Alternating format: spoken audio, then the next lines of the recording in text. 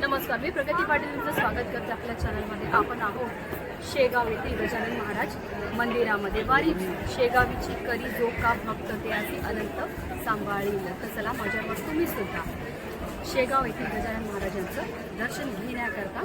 जय गजानन. अनंत कोटी ब्रह्मांड नायक महाराज आदिराज योगीराज परब्रह्म सच्चिदानंद भक्त प्रतिपालक शेगाव निवासी समर्थ सद्गुरु श्री संत गजानन महाराज की जय. गणगण गणात बोते. श्री गजानन महाराज प्रकट दिनाच्या सर्वांना हार्दिक शुभेच्छा. यंदा रविवारी म्हणजेच 8 फेब्रुवारी 2026 रोजी गजानन महाराजांचा प्रकट दिन आला आहे. गजानन महाराजांच्या प्रकट दिनानिमित्त लाखो भाविक महाराजांची विशेष पूजा, नामस्मरण, उपासना, मंत्र जप करतात. विविध ठिकाणी असलेल्या गजानन महाराजांच्या मंदिरात जाऊन दर्शन घेतात. विदर्भाची पंढरी आणि शेगावीचा राणा, शेगावीचे संत म्हणून ज्यांची ओळख आहे असे श्री गजानन महाराज यांचा प्रकट दिन मोठ्या उत्साहात साजरा केला जातो.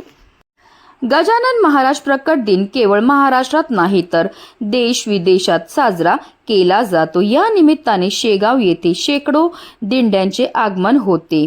टाळ मृदुंगाच्या गजराने विदर्भ पंढरी शेगाव नगरी दुमदुमून जाते. संत गजानन महाराज शेगावात माघ महिन्याच्या वद्य सप्तमी दिवशी भक्तांच्या कल्याणासाठी सर्वप्रथम प्रकटले. तो दिवस होता शके 1800 म्हणजेच 23 फेब्रुवारी 1878. गजानन महाराज गुडी परमहंस संन्यासी जीवनमुक्त असे महान संत होते. गणगण गणात बोते हा त्यांनी दिलेला मंत्र. वराड प्रांतात खामगाव तालुक्यात शेगाव नावाचे एक गाव आहे. त्या दिवशी शेगावात पातुरकरांच्या घरी मुलाच्या ऋतुशांती होती. घरात जेवणाच्या पंक्ती उठत होत्या. उष्टा पत्रावळी उकिरड्यावर टाकल्या जात होत्या. दुपारची वेळ होती. अचानक एक तेजस्वी तरुण तेथे अवतरले व पत्रावळीतील अन्न पदार्थ खाऊ लागले. त्यांच्या अंगावर वस्त्र देखील नव्हते. त्यांच्या जवळ पाणी पिण्यासाठी एक तंबू आणि मातीची चिलीम होती. चेहऱ्यावर समाधान, शांती होती.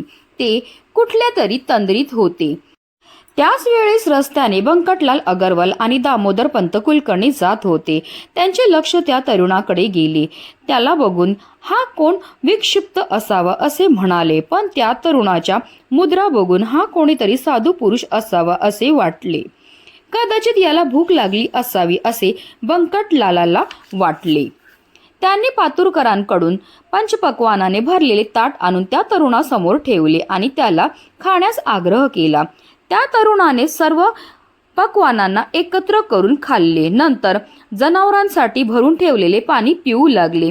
हे बघून दामोदर पंत कुलकर्णी म्हणाले, हे पाणी घाण आहे, ते पिऊ नका. यावर तरुणाने उत्तर दिले, घाण व स्वच्छ पाणी दोन्हीही सारखेच. उष्टे, खरकटे व पंचपक्वानही एकच. सर्व सृष्टी परमेश्वर आहे. घाण पाणी म्हणजे परमेश्वर, स्वच्छ पाणी म्हणजे परमेश्वर आणि पिणाराही त्याहून वेगळा नाही म्हणजेच तोही परमेश्वर. हे ऐकताच बंकटलालची खात्री पटली की हे कोणीतरी वैरागी साधू पुरुष आहेत.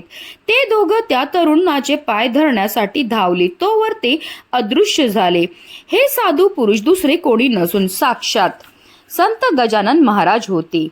ते त्या दिवशी शेगावात अवतरले होते आणि म्हणूनच आपल्याला सुद्धा गजानन महाराजांच्या प्रकट दिना दिवशी जेवढे जास्त गजानन महाराजांची पूजा आणि सेवा करता येईल तेवढी करायची. तसेच आपल्याला 108 वेळा गणगण गणात बोते या मंत्राचा जप सुद्धा करायचा आहे. गणगण गणात बोते या मंत्राचा अर्थ असा आहे की पहिला गण म्हणजे जीव, दुसरा गण म्हणजे शिव. गणात म्हणजे हृदयात, बोते म्हणजे बघा. प्रत्येकाने हृदयात परमेश्वर बघायला शिका. तो केवळ तुमच्यात नाही तर प्रत्येक जीवात आहे. त्याचा आदर करा. ज्याला परमेश्वराचे रूप पाहता आले तो कधीच कोणाशीही वाईट वागणार नाही. गजानन महाराज यांच्या मंत्रानुसार गणगण गणात बोते चा अर्थ आत्मा आणि परमात्मा याची भेट होणे ही जीवन हृदयात नित्य होत राहावी आणि भगवंत भेटीची आस लागावी. म्हणूनच आपण ही गजानन महाराजांच्या प्रकट दिनाचे औचित्य साधून यथाशक्ती या सिद्ध मंत्राचा जप केल्यास पुण्य मिळेल. तसेच आपल्याला आवर्जून गजानन महाराजांच्या प्रकट दिनाच्या दिवशी त्यांना त्यांच्या आवडीचा नैवेद्य सुद्धा दाखवायचा आहे. गजानन महाराज यांना पिठलं, भाकरी, कांदा आणि मिरचीचा ठेचा तसेच शिऱ्याचा नैवेद्य आवर्जून आपल्याला घरच्या घरी सुद्धा महाराजांना दाखवता येतो. तुम्ही घरच्या घरी महाराजांना नैवेद्य दाखवू शकतात किंवा अगदी मंदिरामध्ये जाऊन सुद्धा दाखवू शकतात आणि त्यानंतर तो प्रसाद म्हणून आपल्या कुटुंबातील सदस्यांनी ग्रहण करायचा आहे. अशा रीतीने आपल्याला घरच्या घरी गजानन महाराजांच्या प्रकट दिनाला साजरा हा करायचा. तसेच या दिवशी आवर्जून आपल्याला श्री गजानन विजय ग्रंथाचं पठण किंवा श्रवण करायचंय. श्री गजाननाच्या भक्तांच्या जीवनातील कोणतेही समस्या सोडवण्याचे सामर्थ्य श्री गजानन विजय ग्रंथाच्या वाचनात आहे. श्री गजानन विजय ग्रंथ हा एक सामर्थ्यशाली ग्रंथ आहे. एकदा तरी वर्षातून घ्यावे गजाननाचे दर्शन आणि एकदा तरी पारायण करा श्री गजानन विजय ग्रंथाचे असे म्हटले जाते. संपूर्ण ग्रंथाचे पारायण केले तर त्वरित आपल्याला इष्ट फळ मिळते असा भक्तांचा अनुभव आहे. श्री गजानन विजय ग्रंथातील प्रत्येक अध्यायाचे महत्त्व आणि महात्म्य वेगळे आहे. जीवनातील विविध समस्या अडचणींवर गजानन विजय ग्रंथ हा रामबाण उपाय मानला गेल्याचे सांगितले जाते. एका दिवसात एका बैठकीत संपूर्ण 21 अध्यायाचे पारायण करावे. याला एक आसनी पारायण म्हणतात. ही पारायणाची अत्यंत उत्तम पद्धती आहे. वाचन गतीनुसार पारायणासाठी तुम्हाला 4 ते 5 तास लागतात.